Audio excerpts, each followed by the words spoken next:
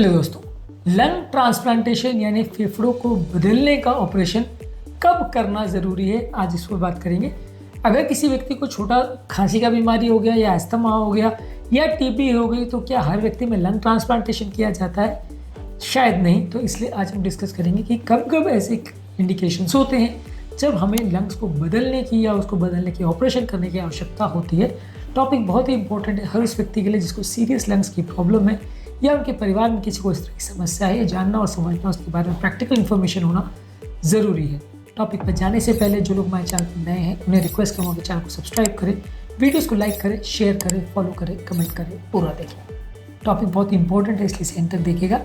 चलिए शुरू करते हैं इंपॉर्टेंट वीडियो।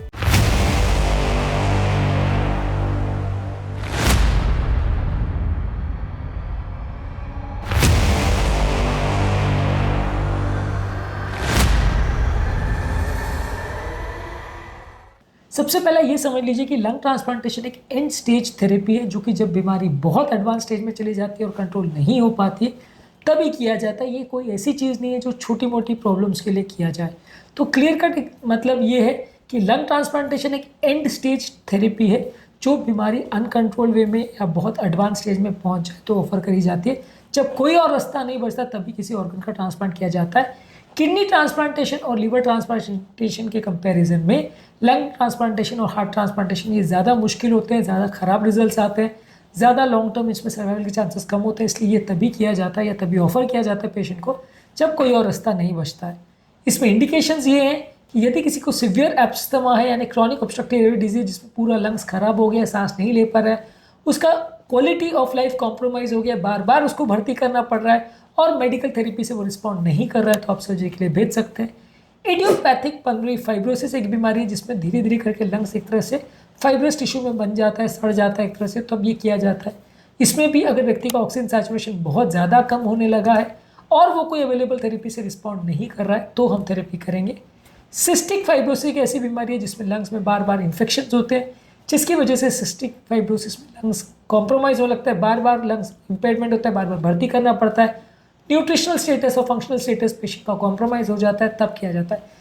इसके अलावा पल्मोनरी आर्टरी हाइपरटेंशन बहुत ज़्यादा हो यानी सीवियर पल्मोनरी आर्टरी प्रेशर बहुत ज़्यादा, उसकी वजह से अगर राइट हार्ट फेलियर हो गया हो, दवा देने के बाद और सब कुछ करने के बाद पेशेंट रिस्पॉन्ड नहीं कर रहा हो और अगर उसका एक्सरसाइज टॉलरेंस बहुत ज़्यादा कम है, चल फिर भी नहीं पा रहा, तो ये किया जाता है। इसी तरह से सार्कोइडोसिस एक बीमारी है जिसमें लंग्स बहुत ज़्यादा अगर इन्वॉल्व हो जाता है, लंग्स में बहुत ज़्यादा सिम्टम्स होते हैं, व्यक्ति को सांस लेना भी मुश्किल होता है और कोई भी थेरेपी को पेशेंट रिस्पॉन्ड नहीं कर रहा है तो ये किया जाता है। ब्रोंकिक्टेसिस एक बीमारी है जिसमें बहुत सीवियर अगर इन्फेक्शन हो जाए और सिग्निफिकेंट लंग्स का अगर डिक्लाइन हो जाए, क्वालिटी पेशेंट की कॉम्प्रोमाइज़ हो जाए तो कर सकते हैं। रेयर केसेस में जैसे कनेक्टिव टिश्यू डिसऑर्डर्स हो, लिम्फेंजियोलियोमायोमाइटोसिस हो, ऑक्यूपेशनल लंग डिसऑर्डर्स हो, या बहुत रेयर केस में अगर कोई लंग्स का ट्यूमर हो जिसने लंग्स को पूरा डिस्ट्रॉय कर दिया हो, या कैंसर के केस में आपको ऐसा लग रहा हो कि लंग्स को निकालने से काम चल जाएगा, स्प्रेड ना हुआ हो और वैसे में लंग्स को निकालने के बाद पेशेंट स्टेबल हो लेकिन सांस बहुत फूल रही हो तो ट्रांसप्लांटेशन कर सकते हैं।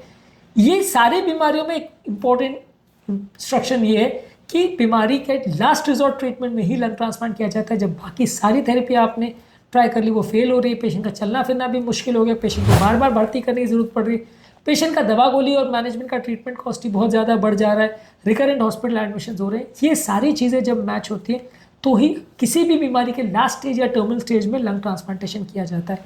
तो मॉरल ऑफ द स्टोरी है कि कोई भी लंग्स की बीमारी जिसने पूरे लंग्स को, दोनों लंग्स को डिस्ट्रॉय कर दिया, सिर्फ एक को नहीं दोनों को डिस्ट्रॉय कर दिया और व्यक्ति को बहुत ज़्यादा सिम्टम्स हो रहे हैं, लक्षण हो रहे हैं, मैनेज नहीं हो पा रहा, तो लंग ट्रांसप्लांटेशन कंसिडर करते हैं। अर्ली स्टेज में बीमारी में कहीं पे भी लंग ट्रांसप्लांटेशन नहीं किया जाता है, सिर्फ और सिर्फ एडवांस स्टेज में ही इसको कंसिडर करते हैं। तो ये समझना और जानना बहुत ज़्यादा ज़रूरी है क्योंकि लंग ट्रांसप्लांटेशन कोई छोटी चीज़ नहीं है, ये एक बड़ी सर्जरी है जिसमें सर्जरी के बाद भी बहुत सारे तरह के इश्यूज आते हैं, सर्जरी के बाद भी व्यक्ति की लाइफ पूरी तरह से नॉर्मल नहीं होती है। ये समझते और जानते हुए ही यदि इस डिसीजन को लिया जाए तो बेटर है। यदि इसको इग्नोर करके आप डिसीजन लेते हैं और बहुत अर्ली स्टेज में लंग ट्रांसप्लांटेशन करते हैं तो काउंटर प्रोडक्टिव हो सकता है। लंग ट्रांसप्लांटेशन संबंधित और क्या इश्यूज होते हैं, इसको करने के लिए क्या क्या फ्यूचर में प्रिकॉशंस होते हैं और करने के बाद क्या इश्यूज आते हैं, ये सारी चीज़ें हमने अलग वीडियोस में डिस्कस किए। इन वीडियोस को भी ज़रूर चेकआउट करें। टॉपिक एंड करने से पहले जो लोग हमारे चैनल पर नए हैं उन्हें रिक्वेस्ट करूँगा कि चैनल को सब्सक्राइब करें, वीडियोज़ को लाइक करें, शेयर करें, फॉलो करें, कमेंट करें, पूरा देखें। Thank you.